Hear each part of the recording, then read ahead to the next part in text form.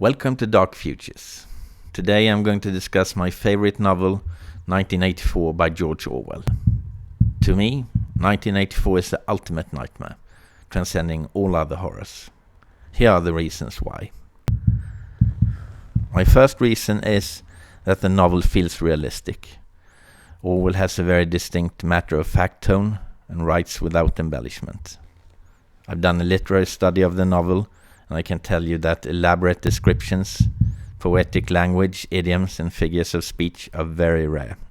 It feels as if Orwell has written a documentary novel, not a fictional one, that the events in the novel have really transpired.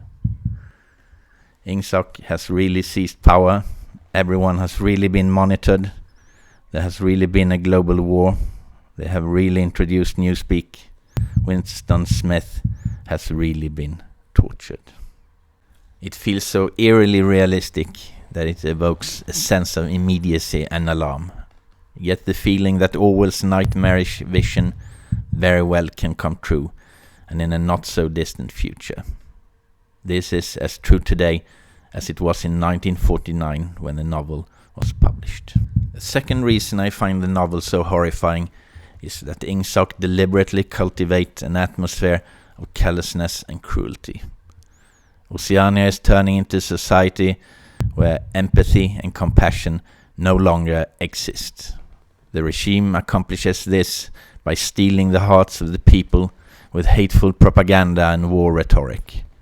Crowds cheer when prisoners of war are executed, and dissidents are tortured in the Ministry of Love. Nobody cares if a fellow human being suffers or even dies. If you're labeled an enemy of the people, you can't expect to be shown any mercy or pity whatsoever. You will be imprisoned and tortured beyond your imagination.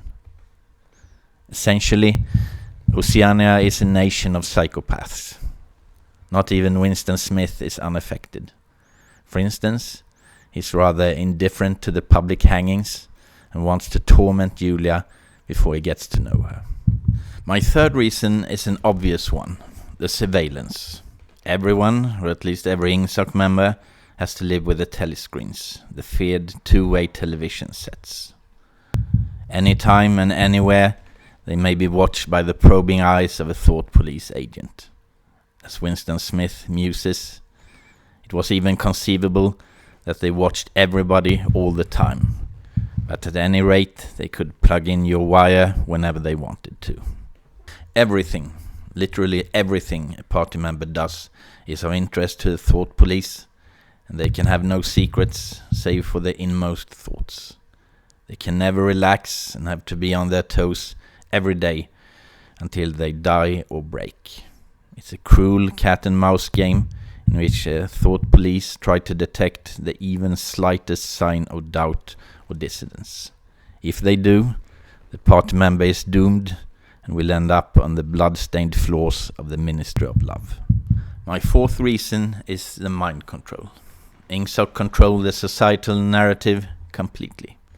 No competing voices are allowed. The Ministry of Truth bombard the population with propaganda all the time and everywhere, be it in the shape of coins, flyers, posters, placards, movies, telescreen broadcasts, parades, buildings, and what have you. Party members are even indoctrinated while they sleep, as they can't turn off the telescreens. It's systematic conditioning, really. If you're told 1,000 times that war is peace, chances are that you eventually will believe it. The propaganda is so efficient and the indoctrination so deep that one could claim that Ingsoc effectively control reality. If Ingsoc says that Oceania always has been at war with East Asia, then Oceania has always been at war with East Asia.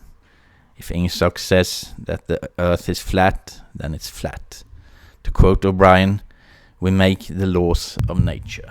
My final reason is perhaps the most harrowing one. There is no hope. No one will smuggle a razor into Winston Smith's cell as he hopes, because there is no brotherhood or other organized opposition. All dissidents get detected by the thought police, and are re-indoctrinated in the Ministry of Love or executed. Sure, the proles could hypothetically rise against Ingsoc, but it won't happen, as they lack political awareness and are only interested in banalities. The bitter truth is that Ingsoc won't fall, but will stay in power for an indefinite time, theoretically forever. The fact that the Newspeak appendix in 1984 is written in past tense suggests that Ingsoc eventually fell, but if you scrutinize the novel, it becomes clear that the population of Oceania must have suffered under Ingsoc's brutal rule for a century or more. Those are my 5 reasons why I find 1984 absolutely horrifying. I'm not sure I've truly managed to convey why I find the novel so horrifying, but at least I've tried. In any case, if you have anything to add, let me know in the comments. Thank you for watching.